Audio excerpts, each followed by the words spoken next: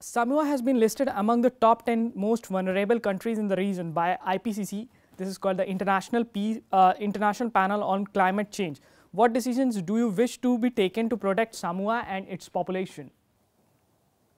Well, you will notice that in my speech I made a strong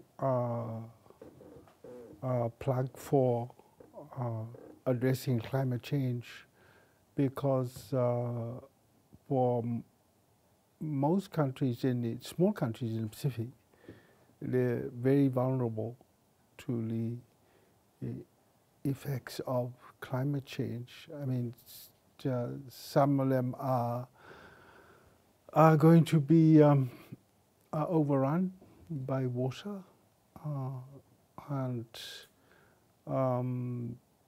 this is quite a traumatic thing for them, because it's not only home and livelihood, it's also the spiritual connection with the land, with the sea, and with the cosmos. You know, there is a conversation that is quite sacred to them. It's not only a conversation with their parents, it's a conversation with their environment. And these are considerable factors for people who are going to be affected. What are your views on climate change? Like, we have recent conferences on climate change, and like United Nations Environmental Program is doing many research on climate change. So can you just let us know about what are your views on climate change?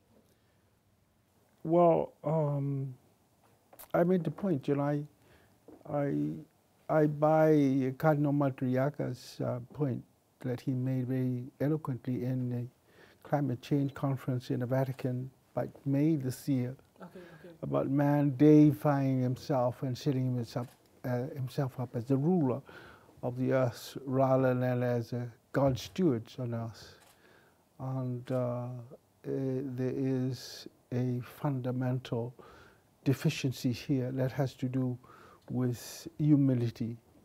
You know, we need to redeem, as I said in that paper, a humility that is the very foundation of our relationship, not only with the environment, with the cosmos, but eventually with God. I mean, we're God believers, and the determining issue for most of us is that reference.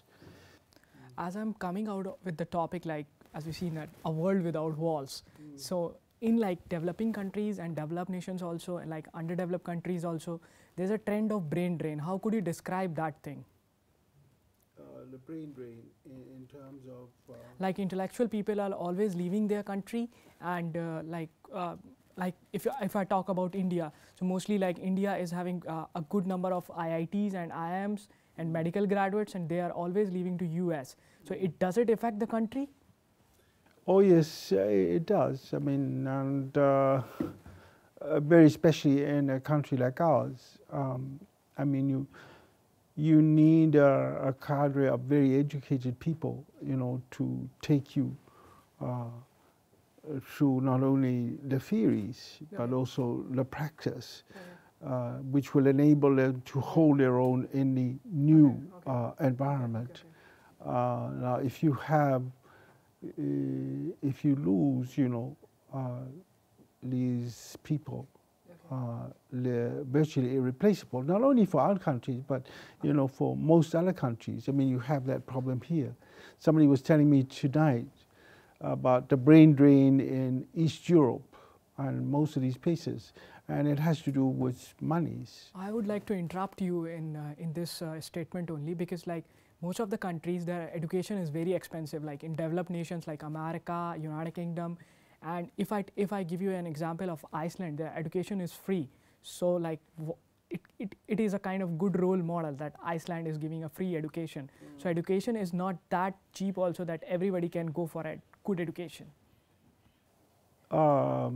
Yes, well, I mean, you have to praise really Iceland, for their policies, their education policies, and placing the emphasis on education. So it's quite obvious that it's doable, so long as it's a political will. A lot of these things can be done.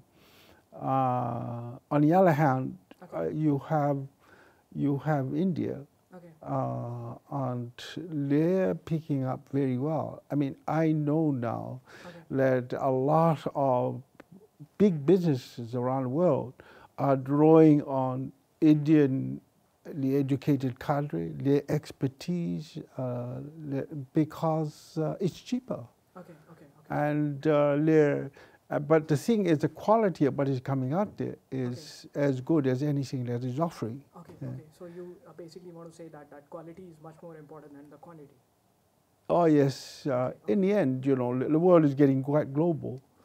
And through internet, people can pick up, wherever it is, that. What kind of message are you willing to give to the Institute for Cultural Diplomacy, Berlin, to promote diplomatic efforts and sustainable peace and development? I think the most important thing is to focus on education. Yeah. And I'm glad that countries like Iceland and other countries, are putting this right at the top priority, because the knowledge economy is a thing is very essential now and in the future. If you're going to survive, if you're going to make your own in that environment, you have to understand and know not only what it takes, but also to finesse your way, through the clutter. Don't you think so? Like United Nations Educational, Scientific and Cultural Organization, which is called as UNESCO should promote the Iceland model of education to everywhere in the world? Yeah, well, the emphasis on culture, I think that's quite important as well, because for a lot of people, they have developed over the centuries their own cultural reference, which draws on their mythologies, their history, their experience, and quite often, take China and India today. I mean, it didn't take much for them, to find the connection or the link with the history, what is positive and constructive there, and make it the very spiritual and cultural and mental foundation of their economic policies and their political structures.